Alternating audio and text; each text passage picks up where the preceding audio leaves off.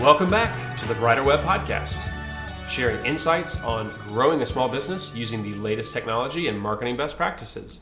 As always, I'm Robert. Hey, and I'm Mickey. Good to be here. Yeah, excited to talk about this episode of the podcast, which maybe some people are interested about, since personality tests are a thing that lots of us take either online, but not always in our business lives. So yeah, interested to dive into learning about how to apply these into marketing, into business. So what are some of the personality assessments that are out there that are available for businesses to use with their employees? Yeah, there's 5 of them that we came up with. I think there's plenty more than that, but the 5 we looked at, one was Myers-Briggs, which I think you're more familiar with than I am.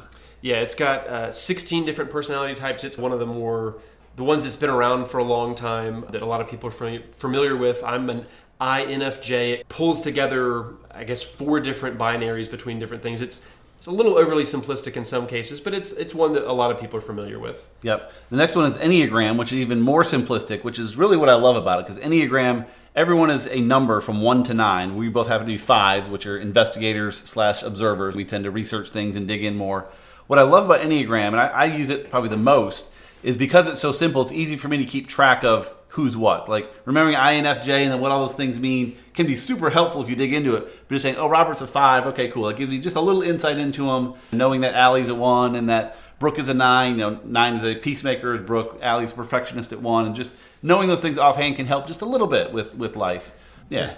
That is certainly a pro and a con a little bit. Correct. We'll get into that, but sometimes it's easy to be simple because that means you're able to remember it and recall it a little bit better, but sometimes it overly simplifies the complexity of a human being. For sure. Which is not a good thing, and that is certainly not the case. We definitely don't want to put people into boxes. Right. And I think Enneagram is good in some ways. It's got its downsides, but Yep. I think a lot of the well-known Enneagram people who talk about it are quick to also point out the flaws and quick to say, hey, take this with a grain of salt. This is trying to understand people a little better, trying to get at people's motivations and why they act the way they do, but not everything applies perfectly. Not every 9 is going to be this way, and not every 5 is going to act this way. Correct. People are different and are going to have different aspects of themselves in a healthy or unhealthy way. So Enneagram is simple in some ways, but adds complexity to try to adapt to people's weird and always changing personalities. Right. I think that last line, the weird and always changing personalities, applies to all these. Even the more complex ones like Myers-Briggs still are not nearly enough to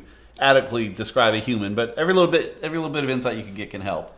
The next one that we've used a good bit here at GreenMellen is the DISC. DISC stands for Dominance, Influence, Steadiness, and Conscientiousness, and how you rank high or low in different areas. Robert and I both tend to be pretty high in the S and the C.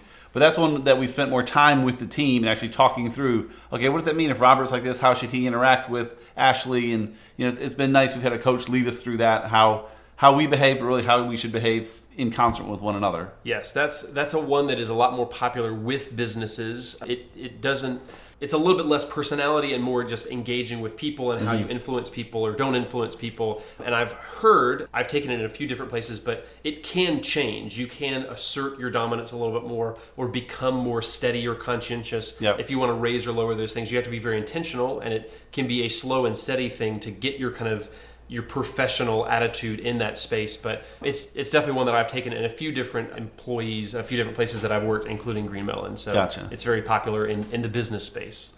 Yeah, the next one, the fourth one on our list here is Right Path, which I don't really know much about. Yeah, I've taken that at another employer as well. Okay. It's blended profiles. It's similar to Myers-Briggs, and they have 16 personality types, and they gauge on a couple of different metrics. I can't even remember off the top of my head and that's one of the downsides of Right Path. It is a little bit more overly complex, but if you get that report, it does have a little bit more nuance about your personality type, and some people swear by it and will use that as part of their hiring process to say, oh, we're looking for this specific type of Right Path, and you matched up in enough areas over here that we think we can guide you down another path to get you to be the perfect employee for us.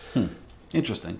And then the last one is one we've used here at GreenMellen a little bit years past, is Strengthsfinder, which was interesting. It brought up some interesting strengths about one another, but for us at least, it brought up a few that were really bizarre. It made us trust a little bit less. Perhaps we took it wrong, not shooting at it necessarily, but it was interesting. Yeah, and that's another one as well that it's basically ranked. They have all the different strengths that are ranked, and that you can be stronger in this and a little bit weaker in that. And it's hard to exactly remember. I've taken it, I think, twice now, and I can never quite remember what those strengths are. And it a lot of times depends, because it changes based on how you answer those tests. So that's another whole can of worms. Even how you're honest and self-aware enough with yourself to answer those questions correctly to get the right result. Yep. And then remember what that result is and apply it to your life. That is one of the shortcomings, certainly, of personality tests. But I think if you're able to take enough of these and you get a little bit more self-awareness, maybe you're able to be honest with yourself and be honest with the people around you, and hopefully have a better life, hopefully have a better outcome of this. But you don't want to overthink it and put yourself in too much of a box and think that you can't change based on this one test result that you got. Yep, for sure. So let's dig in a little bit more into how GreenMellen, we as a business, use personality tests, because it's going to vary for everybody, but every business has people involved, and so every business could theoretically benefit from understanding those people a little bit better. Yep, and that's what got me interested in this. Years ago, I talked to a friend that was a business coach. He never coached us specifically, but he was a leader at his company. And I always thought as a leader, like, my job is to treat my employees nice, treat them fairly, and that's not wrong. You shouldn't do that. Yes. But he explained how he discovered through some of these tests that in the morning, when he'd go in and talk to Susie, he had like 20 seconds to say hi, and she was going to start getting annoyed, and she wanted to get back to work. But when he went and talked to Rachel, he needed to plan on spending 10 minutes in there because she wanted to unpack her whole weekend and talk, and both were the right approach. But if you tried to treat them equally and spend 5 minutes with each, that's not quite what they wanted. So understanding their personalities and treating people the way their personality needs to be treated can be helpful. Another example, like using, again, I'll go back to Enneagram, but peacemakers, 9s, often very quiet, and so they won't speak up necessarily when they need to. So we've learned, like, hey, if we're around those kinds of people, maybe we need to focus and make sure they have a chance to talk, whereas 7s, we had a very loud 7 on our team before, they're going to be more ready to just go and get it done, and so they will speak up when they need to, and that's fine. Let them talk, but making sure you see the smaller voices because their personality doesn't lead to them naturally speaking out more. Right. So it's about you still want to treat people equally, but treating people equally and giving them the right chance to succeed means sometimes you treat them differently, right? Right, exactly. So you want to put people based on your understanding of who they are, what their motivations and behaviors are, putting them in different positions to succeed and be their best self both in work and in life. Yep, absolutely. So obviously we've mentioned before as we went through that list of personality tests, they are imperfect. There are definitely benefits and detriments to both. So let's unpack that a little bit more. So what are some of those benefits specifically? Let's revisit that. What are the pros of actually using these within a business? Sure. So I see it as that quick shorthand to help understand how people think. Again, going back to Enneagram, it's super shallow in the grand scheme of things, but it does help get that initial hit. It can be useful, like, heck, in my house, my wife is a 2, which is a helper/giver. She can see needs in other people, but 2s tend to expect that others can see that in them, and I don't see that naturally, but she's expecting that I do, and so it's learned to help me. Because she's a 2, I try to notice what she needs more because she expects that I do, and the same can be true at the office. Just that quick shorthand to understand how they might behave is good. They're fun to do as a team. It was interesting just going through the disc and having those conversations saying, oh, you're weird this way, I'm weird that way, whatever happens there. And just gives you that language around people and behaviors and what to expect from one another. Like you said, it's fun to do, especially because it gives you that common language. You're like, oh, wait, you too? Oh, I didn't realize that. Like you can sometimes find things in common. That common language can also be a detriment, though. So for sure, getting into that, because you're saying, hey, I'm a 5 and she's a 2 and a 7. Sometimes if you don't know that language, if you're not familiar with the Enneagram or the Myers-Briggs or any of those kind of things, and somebody is speaking in that language and you're not an insider, well, then that can very quickly cause isolation and cause confusion. So what are some of the other, I guess, drawbacks of using some of these personality tests, or things we need to be careful and aware of? Yeah, well, I would say, be careful with some of the terminology. And that's why with DISC, we sat down as a team and all discussed it so we know what some of those words meant. We've done some of that with Enneagram as well to talk through what those pieces mean. But yeah, it can be overly generalized. Shouldn't be used to make big decisions. We did some personality tests on hiring, but it didn't really affect whether or not we were going to hire someone. It just helped us realize how they'd fit on the team better.